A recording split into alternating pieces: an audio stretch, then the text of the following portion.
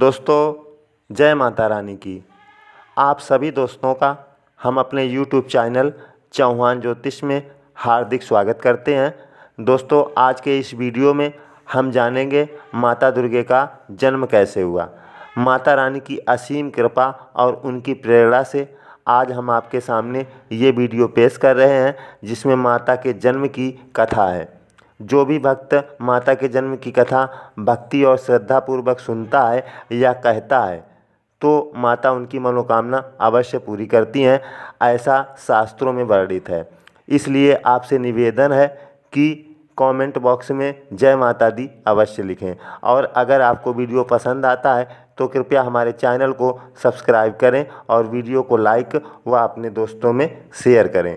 तो आइए दोस्तों, देर न करते हुए शुरू करते हैं आज का वीडियो। प्राचीन काल की बात है, जिस समय भूतल पर महिषासुर नामक राजा राज्य करता था। उस समय देवताओं और दैत्यों की सेनाओं में भीषण युद्ध छिड़ गया। उन्हीं दिनों सुमेरु पर्वत पर जाकर उस महिष नामक दानव ने हृदय में अपने इष्ट देवता का ध्यान करते हुए पूरे 10,000 वर्षों तक देवताओं को चकित कर देने वाला उत्तम तथा कठोर तप किया। उसकी तपस्या से लोक पितामह ब्रह्मा जी प्रसन्न हो गए। अतः हंस पर सवार होकर वे चतुर्मुख ब्रह्मा वहाँ प्रकट होकर उससे बोले, हे धर्मात्मन, वर मांगो, मैं तुम्हारी अभिलाषा पूर्ण करूँगा। महिष बोला, हे देवदेव, हे ब्राह्मण, हे प्रभु, मैं अमरत्व चाहता हूँ। हे पितामह, आप ऐसा वर दीजिए जिससे मुझे मृत्यु का भय न रहे। ब्रह्मा जी बोले, इस जगत में उत्पन्न हुए का मरना और मरे हुए का जन्म लेना निश्चित है। समस्त जीवों का जन्म और मरण अनिवार्य रूप से होता रहता है। हे दैत्यप्रवर, समयानुसार संपूर्ण प्राणियों का नाश हो जाता है, यहाँ तक कि बड़े बड़े पर्वतों एवं समुद्रों का भी नाश हो जाता है। अतः हे राजन, मृत्यु संबंधी अपनी यह धारणा छोड़कर हे साधो, दूसरा जो भी वर तुम्हारे मन में हो वह मांग लो। महिष बोला, हे पितामह, देव, दानव और मानव, इनमें किसी भी पुरुष से मेरी मृत्यु ना हो। इस प्रकार जब पुरुष से मेरी मृत्यु नहीं होगी, तब भला कौन सी स्त्री मुझे मार सकेगी। अतएव हे कमलयोने, मेरी मृत्यु किसी स्त्री के हाथ होने का वरदान दीजिए, क्योंकि कोई अबला भला मुझे मारने में कैसे समर्थ हो सकेगी। ब्रह्मा ने कहा, हे दानवेंद्र, जब भी तुम्हारी मृत्यु होगी किसी स्त्री से ही होगी। हे महाभाग महिषासुर, पुरुष से तुम्हारी मृत्यु नहीं होगी। इस प्रकार उसे वरदान देकर ब्रह्मा जी अपने लोक को चले गए, और वह दैत्य श्रेष्ठ महिषासुर भी प्रसन्न होकर अपने घर लौट आया। जब महिषासुर ने देवताओं को युद्ध में पराजित कर स्वर्ग पर अधिकार कर लिया और देवताओं को स्वर्ग से भगा दिया, तब देवता लोग अपनी मदद के लिए भगवान ब्रह्मा के पास गए। ब्रह्मा जी उनको लेकर भगवान शिव के पास गए। भगवान शिव समस्त देवताओं को लेकर भगवान विष्णु जी के पास गए। देवता लोग भगवान विष्णु से बोले, हे जगन्नाथ, हे सृष्टि तथा संहार करने वाले, हे दया सिंधु, हे महाराज, हम शरणागतों की रक्षा कीजिए। विष्णु बोले, हे देवताओं, आप सभी लोग आसनों पर बैठ जाइए और फिर अपना कुशल क्षेम बताइए। आप लोग एक साथ मिलकर यहाँ किस लिए आए हुए हैं। ब्रह्मा तथा शिव सहित आप सभी देवता चिंतामग्न, दुखित और उदास क्यों हो गए हैं। देवता बोले, हे महाराज, पाप कर्म में संलग्न अजेय महादुष्ट वरदान पाकर अभिमान में चूर तथा पापी महिषासुर से हम लोग पीड़ित हैं। ब्राह्मणों द्वारा देवताओं को दिए गए यज्ञ भागों को वह स्वयं ग्रहण कर लेता है। हम सभी देवता उससे भयभीत होकर पर्वतों की कंदराओं में भटकते फिरते हैं। हे मधुसूदन, ब्रह्मा जी के वरदान से वह अजेय बन गया है। अतः इस कार्य को अत्यंत गुरुतर जानकर हम लोग आपकी शरण में आए हैं। दानवों की माया को जानने वाले तथा दानवों का वध करने वाले हे कृष्ण, आप ही देवताओं का उद्धार करने में समर्थ हैं, अतः उसके वध का कोई उपाय कीजिए। विधाता ने उसे वर दे दिया है कि तुम पुरुष मात्र से सदा अवध्य रहोगे, तब ऐसी कौन स्त्री होगी जो रण में उस शठ को मार सके? क्या भगवती पार्वती, लक्ष्मी, इंद्राणी अथवा सरस्वती भी इस अत्यंत दुष्ट तथा वरदान के कारण अत्यंत अभिमानी महिषासुर का वध करने में समर्थ होंगी? अतएव हे भक्तवत्सल, हे भूधर, आप अपनी बुद्धि से भली भांति विचार करके उसके मरण का जो भी उपाय हो उसे उसके द्वारा हम लोगों का यह कार्य संपन्न कर दीजिए। यह बात सुनकर भगवान विष्णु मुस्कुराते हुए उनसे कहने लगे, पहले भी हम लोगों ने महिषासुर से युद्ध किया था, किंतु वह नहीं मारा जा सका। अब एक ही उपाय है कि यदि सभी देवताओं के तेज से कोई श्रेष्ठ रूपवती सुंदरी उत्पन्न की जाए तो वही समरांगण में उसे अपने पराक्रम से मार सकती है। हम सबकी शक्ति के अंशों से निर्मित कोई वीर नारी ही सैकड़ों प्रकार की माया रचने में निपुण और वर प्राप्ति के कारण अभिमान में चूर उस महिषासुर का वध करने में समर्थ होगी। अब आप सभी देवतागण तेजांशों से प्रार्थना करें, साथ ही हमारी स्त्रियां भी प्रार्थना करें, जिससे कि उन आविर्भूत तेजांशों द्वारा एक तेजो राशि उत्पन्न हो जाए। उस समय रुद्र आदि हम सब मुख्य देवतागण त्रिशूल आदि जो भी दिव्य आयुध हैं वह सब उसे दे देंगे।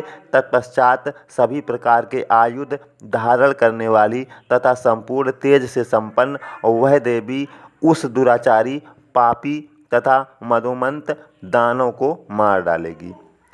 भगवान विष्णु के ऐसा कहते ही ब्रह्मा जी के मुख से अपने आप एक तेज पुंज निकल पड़ा।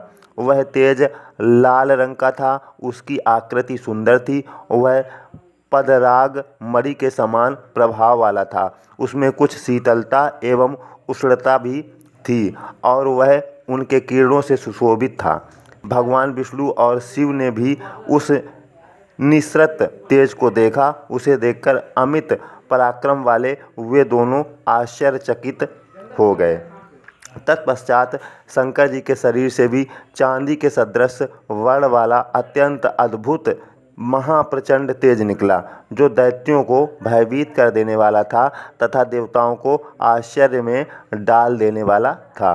वह भयानक रूप वाला पर्वत के समान विशाल तथा साक्षात दूसरे तमोगुण जैसा था। तदनंतर भगवान विष्णु के शरीर से सत्वगुण संपन्न नील वर्ण और अत्यंत दीप्तिमान दूसरी तेजो राशि प्रकट हुई। इसके बाद इंद्र के शरीर से विचित्र आकार वाला असम पूर्ण गोलाकार और सर्वगुणात्मक तेज प्रादुर्भूत हुआ। कुबेर, यम, अग्नि तथा वरुण के भी शरीरों से सभी ओर महान तेज निकलने लगा। इसी प्रकार अन्य देवताओं के शरीरों से भी अतिशय प्रदीप्त तेज निकला। वह महान तेजो राशि अत्यंत दीप्तिमान थी। दूसरे हिमालय पर्वत के सदृश उस महादिव्य तेजो राशि को देखकर विष्णु आदि सभी देवता आश्चर्यचकित हो गए। उसी क्षण वहाँ सभी देवताओं के देखते देखते उस तेजोपुंज से अत्यंत श्रेष्ठ, सुंदर तथा सबको विस्मित कर देने वाली एक स्त्री प्रकट हो गई। सभी देवताओं के शरीर से आविर्भूत वह नारी त्रिगुणात्मिका, 18 भुजाओं वाली, मनोहर, त्रिवर्णा तथा विश्व को मोह में डाल देने वाली साक्षात महालक्ष्मी थीं। वे उज्ज्वल मुख वाली, कृष्ण वर्ण के नेत्रों वाली, अत्यंत लाल अधोरोष्ट से सुशोभित, ताम्र वर्ण की हथेली से सुंदर लगने वाली, कांति से संपन्न तथा दिव्य आभूषणों से अलंकृत थीं। देवताओं के शरीर से उत्पन्न तेजो राशि से प्रकट हुए 18 भुजाओं वाली भगवती असुरों का विनाश करने के लिए हजारों भुजाओं से सुशोभित हो गईं। भगवान शंकर का जो तेज था उससे उन भगवती का गौरवर्ण सुंदर आकार वाला तथा अत्यंत विशाल मुख कमल निर्मित हुआ। यमराज के तेज से उनके कोमल, घुंघराले, बहुत लंबे, मेघ के समान कृष्ण वर्ण वाले और मनोहर केश बने। अग्नि के तेज से उन भगवती के तीनों नेत्र बने।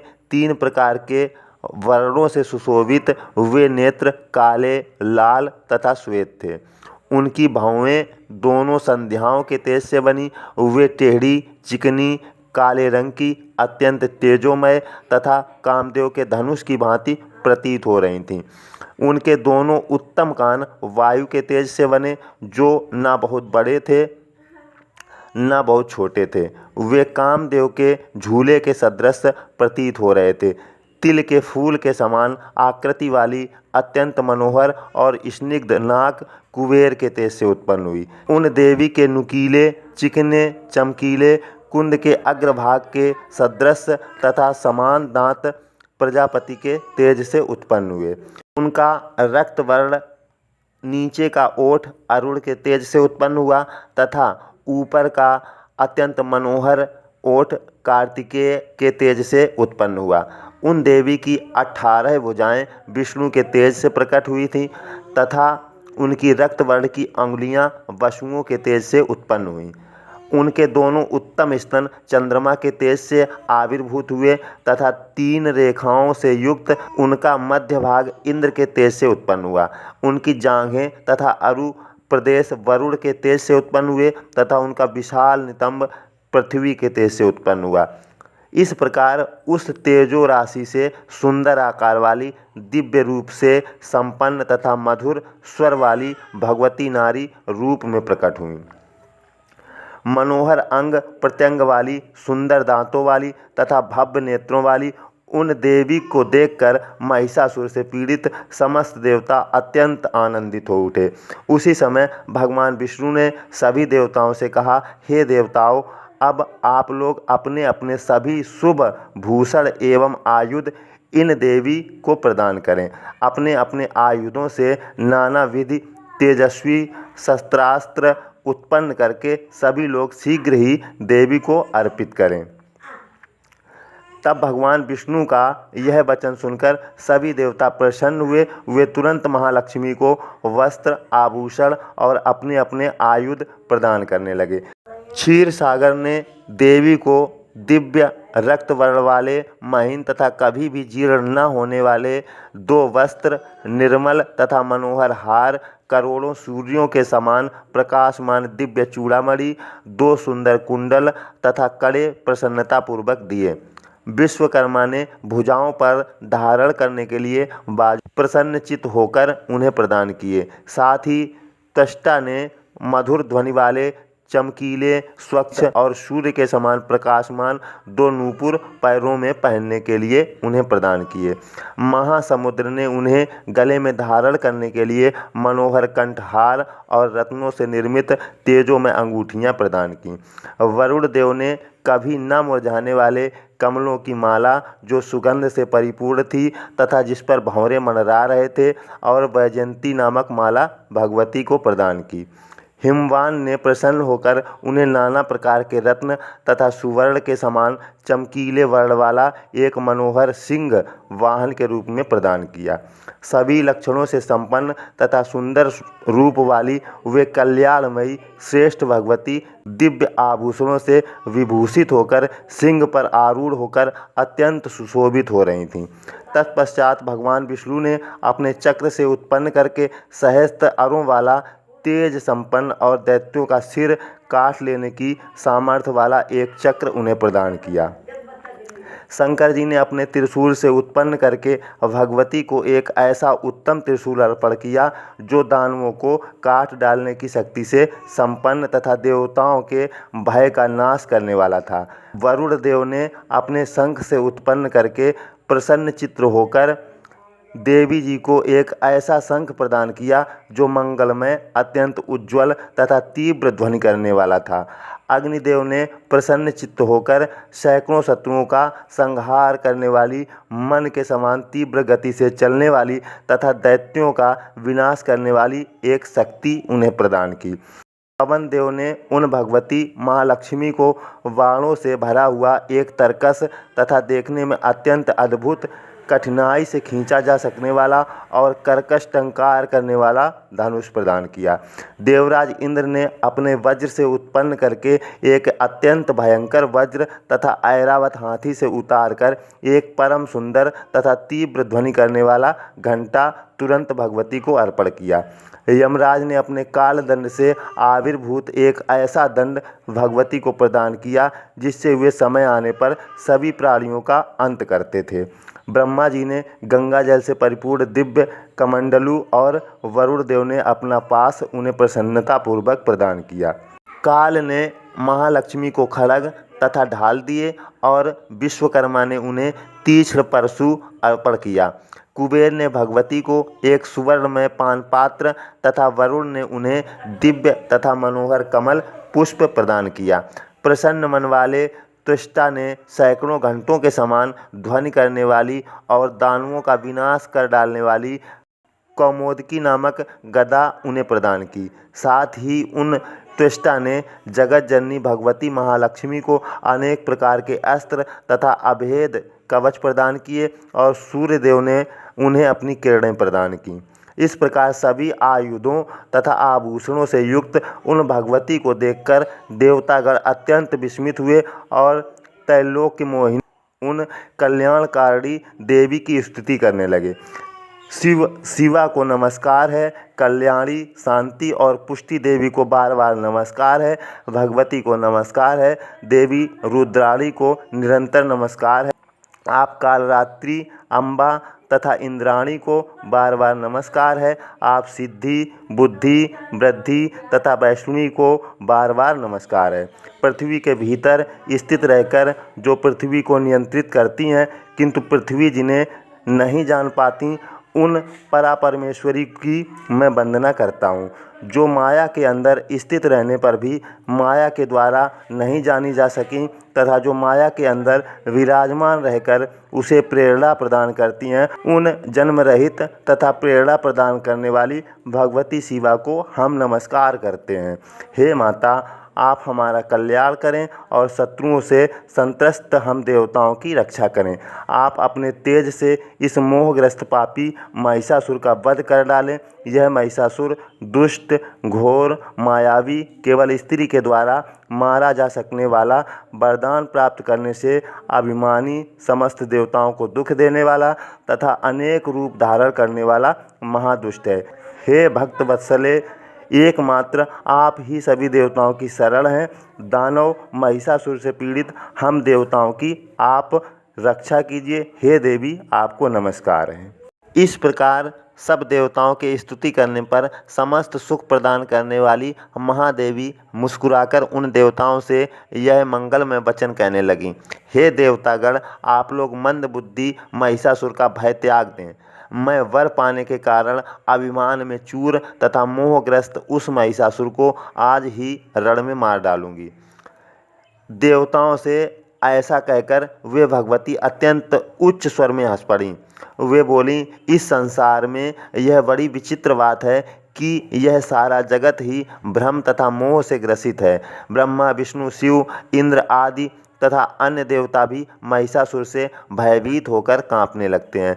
हे श्रेष्ठ देवताओं, दैवबल बड़ा ही भयानक और दुर्जय है। काल ही सुख और दुख का करता है। यही सबका प्रभु तथा ईश्वर है। सृष्टि, पालन तथा संहार करने में समर्थ रहते हुए भी वे ब्रह्मा आदि मोहग्रस्त हो जाते हैं, कष्ट भोगते हैं और महिषासुर के द्वारा सताए जाते हैं।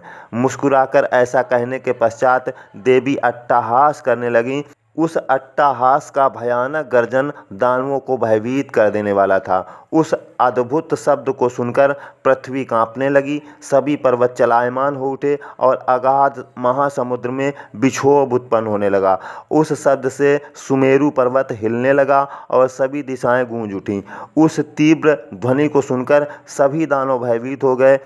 सभी देवता परम प्रसन्न होकर आपकी जय हो, हमारी रक्षा करो, ऐसा उन देवी से कहने लगे।